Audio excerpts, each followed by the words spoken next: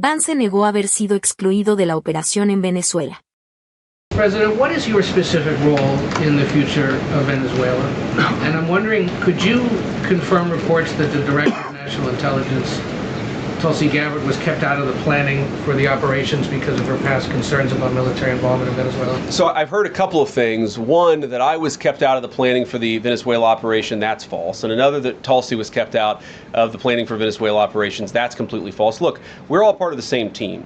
And one of the things that is really amazing about that operation is that we kept it very tight to the senior cabinet level officials and related officials in our government.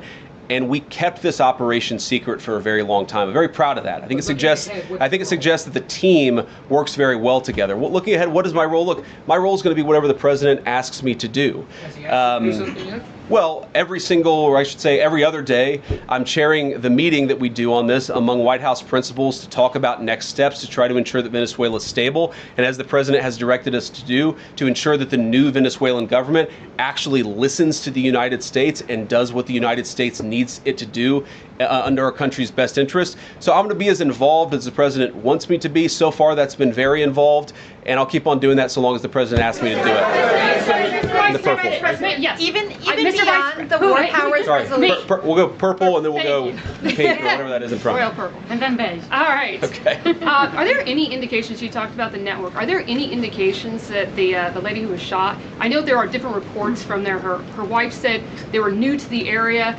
Are there any indications she may have been a paid agitator, and maybe that there are others that were brought to the area, considering everything that's going on in Minneapolis? I wouldn't say that she was paid. I don't have the evidence to say that one way or the other. What I do know is that she was violating the law. And if you just look at the eyewitness accounts, they were saying she was there to prevent the enforcement of the law. She was trying to obstruct a legitimate law enforcement operation. That much is obviously clear. The rest of it, of course, is part of the reason why we investigate this stuff. Yeah. Mr. Vice President, even beyond the war powers resolution today, Congress has bucked President Trump on issues like tariffs. Are you concerned that President Trump is losing his grip on Republicans in the Congress, and what are you going to do about it? No, I'm not concerned at all. First of all, we talked to some of the senators who were going to vote the wrong way, in my view, on this resolution today.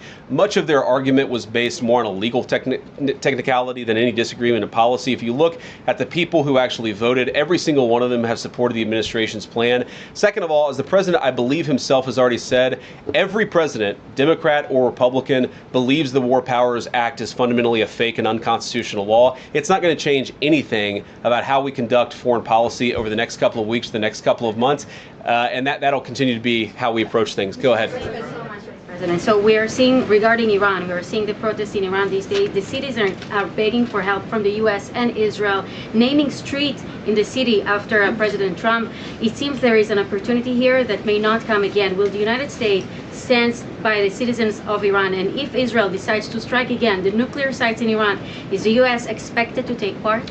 Well, look, we certainly stand by anybody who's engaged in peaceful protest, anybody who's trying to exert their rights for free association and to have their voices heard. Obviously, the Iranian regime has a lot of problems. And as the President of the United States has said, the smartest thing for them to have done, it was true 2 months ago, it's true today, is for them to actually have a real negotiation with the United States about what we need to see when it comes to their nuclear program. I'll let the President speak to what we're going to do in the future, but we certainly stand with anybody across the world, including the Iranian people who are advocating for their rights. I'll take just a couple more questions. Thank you very much, Mr. Vice President. Concerning Venezuela, how would you assure the Caribbean region that they will remain a zone of peace? Because some member states in the region are concerned.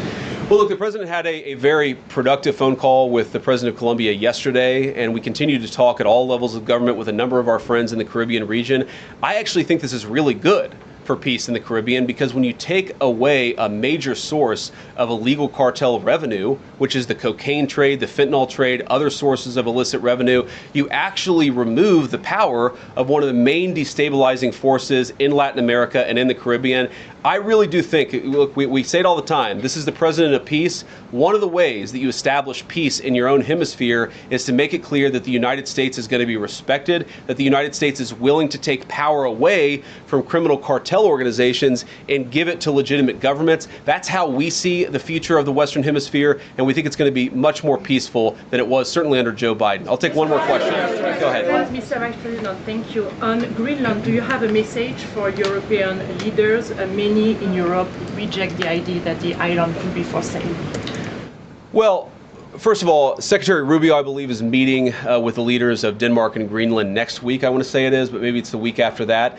We'll continue to deliver some of these messages in private, some of them in public, but I guess my advice to European leaders and anybody else would be to take the President of the United States seriously. What has he said about Greenland? Set to the side the crazy overreactions that I've seen from the press and from certain people in Europe. What has the President said? Number one, Greenland is really important, not just to America's missile defense, but to the world's missile defense. Number two, we know that there are hostile adversaries that have shown a lot of interest in that particular territory, that particular slice of the world. So what we're asking our European friends to do is to take the security of that landmass more seriously, because if they're not, the United States is going to have to do something about it. What that is, I'll leave that to the President as we continue to engage in diplomacy with our European friends and everybody on this particular topic. And again, thank you all for listening. Thanks for taking questions. And I just ask you, look, this is politics, and often Republicans and get in arguments with the press about things. And I understand that.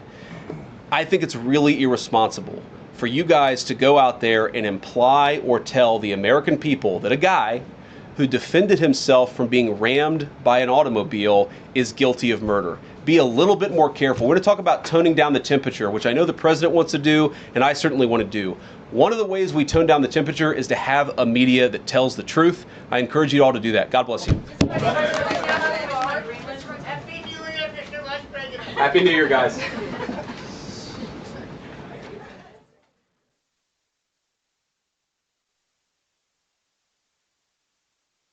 Este sitio puede ayudarte a mejorar tu comprensión de lectura y escucha en inglés.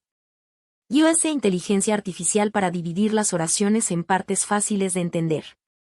Con el reproductor puedes ajustar la velocidad, pausar o retroceder para entender cada frase.